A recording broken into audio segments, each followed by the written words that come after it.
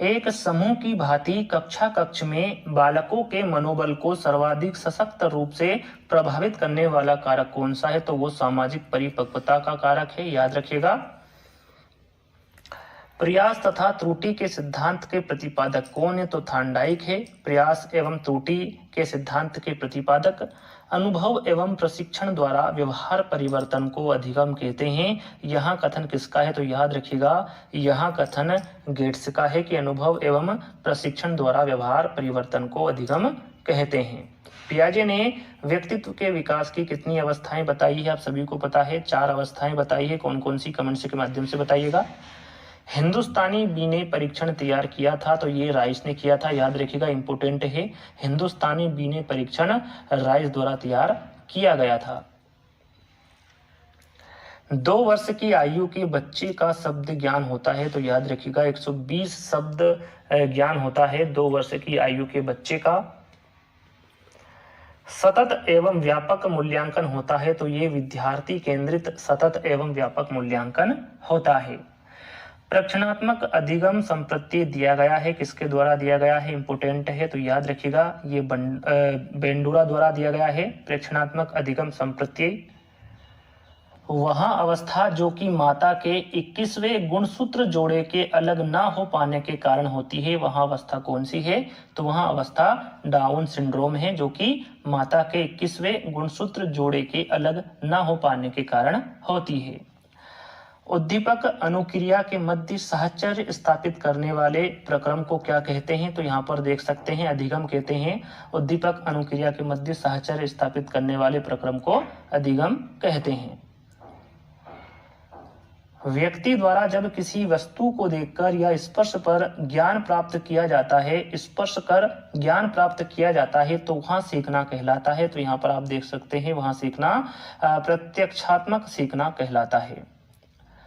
बालक के सामयिक के विकास के लिए किनका सहयोग सर्वाधिक अनिवार्य है? बालक के सामयिक के विकास के लिए किनका सहयोग सर्वाधिक अनिवार्य है? तो यहाँ पर आप देख सकते हैं, उसके वंशानुक्रम एवं वातावरण का सहयोग सर्वाधिक अनिवार्य है बालक के सामयिक के विकास के लिए।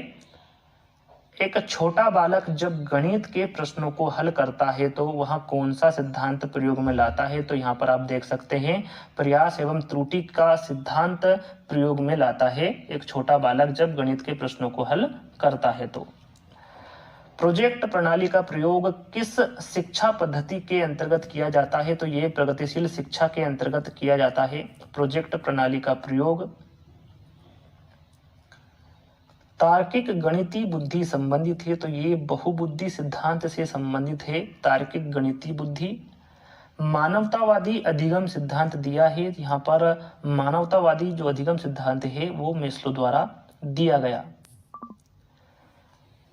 श्रव्य शिक्षण सहायक सामग्री का उपयोग निम्न में से किसके लिए किया जाता है? तो यहाँ पर देख सकते हैं, बच्चों के लेखन को सुधारने हेतु श्रव्य शिक्षण सहायक सामग्री का उपयोग किया जाता है। किस अवस्था में सबसे अधिक वृद्धि होती है? तो याद रखिएगा, इंपोर्टेंट है, शेषावस्था में सबसे अधिक वृद्धि होती है। विकास की किस अवस्था में बालक की खेलकूद संबंधी रुचि का अधिकतम विकास होता है? तो ये पूर्व किशोरावस्था में बालकों की खेलकूद संबंधी रुचि का अधिकतम विकास होता है। किसमें? पूर्व किशोरावस्था में। गार्डनर के बहुबुद्धि सिद्धांत में सबसे अंत में जोड़ा गया है, किसको जोड़ा गया है? इसके बारे में आपको पहले ही बता चुका हूं, अस्तित्ववादी बुद्धि को अंत में जोड़ा गया है गार्डनर के बहुबुद्धि सिद्धांत में। क्षैतिज डेकल आयु नामक घटना का वर्णन किसने किया? इंपोर्टेंट है, तो याद रखिएगा, क्षैतिज डेकल आयु नामक घटना का वर्णन पियाजे द्वारा किया गया। कोहलबर्ग के अनुसार नैतिक विकास में पहला चरण क्या है? यहाँ पर आपको पहला चरण पूछा गया है। टोटल इन्होंने 4 चरण दिए हैं नैतिक विकास के, इसमें से पहला चरण कौन सा है इसके बारे में आपको बता। नैतिकता। बाकी के कौशल सीखने की पहली अवस्था है, तो यहाँ पर आप देख सकते हैं अनुकरण सीखने की पहली अवस्था है। आत्म केंद्रित व्यक्ति होता है, तो यहाँ पर जो अंतर्मुखी व्यक्ति होता है वो आत्म केंद्रित व्यक्ति होता है। फ्रायड ने किस पद का उपयोग मन की संरचना के अपने सिद्धांत का वर्णन करने के लिए किया? इंपोर्टेंट है, तो याद रखिएगा चेतना। फ्रायड ने चेतना पद का उपयोग मन की संरचना के अपने सिद्धांत का वर्णन करने के लिए किया। किसका? चेतना का। स्वकेंद्रित अवस्था होती है, कब से कब तक की होती है? तो याद रखिएगा इंपोर्टेंट है, 3 से 6 वर्ष तक की जो अवस्था होती है वो स्वकेंद्रित अवस्था होती है। बुद्धि एवं सृजनात्मकता में किस प्रकार का सहसंबंध पाया जाता है? तो यहाँ पर आप देख सकते हैं इन दोनों में धनात्मक संबंध पाया जाता है, बुद्धि एवं सृजनात्मकता में। विकास का वही संबंध परिपक्वता से है जो उद्दीपन का प्रतिक्रिया से है, तो यहाँ पर प्रतिक्रिया हमारा राइट आंसर होगा। पियाजे मुख्यतः रिक्त स्थान क्षेत्र में योगदान के लिए माने जाते हैं। सरल सा प्रश्न है, आप सभी को पता होगा, ये ज्ञानात्मक विकास क्षेत्र में योगदान के लिए माने जाते हैं पियाजे। किशोरावस्था को तनाव एवं तूफान की अवस्था किसने कहा? इंपोर्टेंट है और सरल प्रश्न है, ये स्टैनले हॉल ने कहा, तनाव एवं तूफान की अवस्था। अनुवांशिकता को रिक्त स्थान सामाजिक संरचना माना जाता है, तो यहाँ पर आप देख सकते हैं अनुवांशिकता को स्थिर सामाजिक संरचना माना जाता है। डिस्ग्राफिया मुख्यतः किस कठिनाई से जुड़ा है? दोस्तों इस प्रकार के प्रश्न एग्जाम में पूछे जाते हैं, एक प्रश्न तो आता ही आता है। परीक्षा में तनाव निष्पत्ति को प्रभावित करता है, यह तथ्य किस प्रकार के संबंध को स्पष्ट करता है? तो यह संज्ञान भावना को स्पष्ट करता है। अनुबंध का सिद्धांत दिया, इंपोर्टेंट है, आप सभी को पता होगा कि अनुबंध का जो सिद्धांत है वो पावलोव द्वारा दिया गया। पुनर्बलन का सिद्धांत किसके द्वारा दिया गया? इंपोर्टेंट है दोस्तों, पुनर्बलन का सिद्धांत, शायद यहाँ प्रश्न भी मैंने आपको पहले ही बता दिया है कि पुनर्बलन का जो सिद्धांत है वो कोहलर द्वारा दिया गया।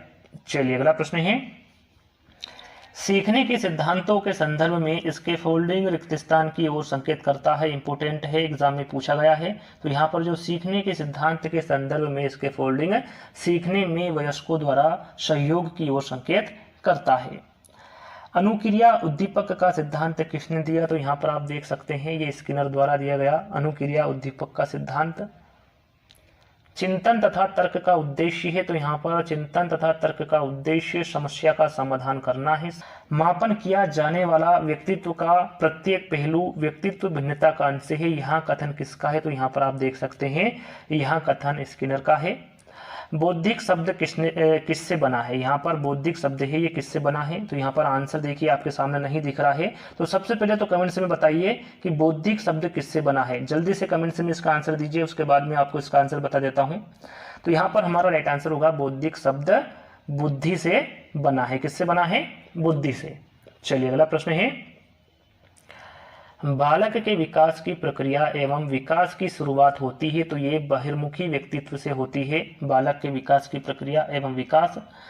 मानव शरीर का आकार किस ग्रंथि की सक्रियता से बढ़ता है? तो ये पीनियल ग्रंथि की सक्रियता से बढ़ता है मानव शरीर का आकार। जन्म के समय बालक का भार लगभग कितना होता है? तो आप यहाँ पर देख सकते हैं 3 से 4 किलो लगभग होता है जन्म के समय बालक का भार।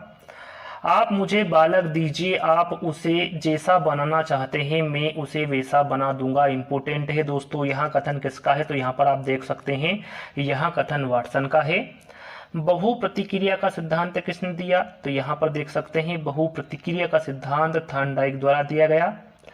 उलझन की अवस्था है, इंपोर्टेंट है दोस्तों, पूछा जाता है कि उलझन की अवस्था कौन सी है, तो वहां पर आप टिक कर सकते हैं पूर्व किशोरावस्था या फिर किशोरावस्था भी, यदि आपके 4 विकल्पों में है तो आप टिक कर सकते हैं। यदि वहां पर पूर्व बाल्यावस्था पूर्व किशोरावस्था ना दिया हो तो ही आप किशोरावस्था पर टिक करिएगा। यदि वहां पर पूर्व किशोरावस्था दिया हो तो आप पूर्व किशोरावस्था पर ही टिक करिएगा, तभी आपका सही माना जाएगा। तो यहाँ पर उलझन की अवस्था पूर्व किशोरावस्था है।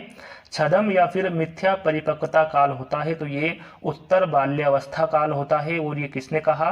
मिथ्या परिपक्वता काल होता है उत्तर बाल्यावस्था, तो ये रास द्वारा कहा गया। याद रखिएगा, उत्तर बाल्यावस्था मिथ्या परिपक्वता का काल होता है, ये किसने कहा? तो ये रास द्वारा कहा गया। और मिथ्या परिपक्वता काल कौन सा होता है? तो वो उत्तर बाल्यावस्था होता है।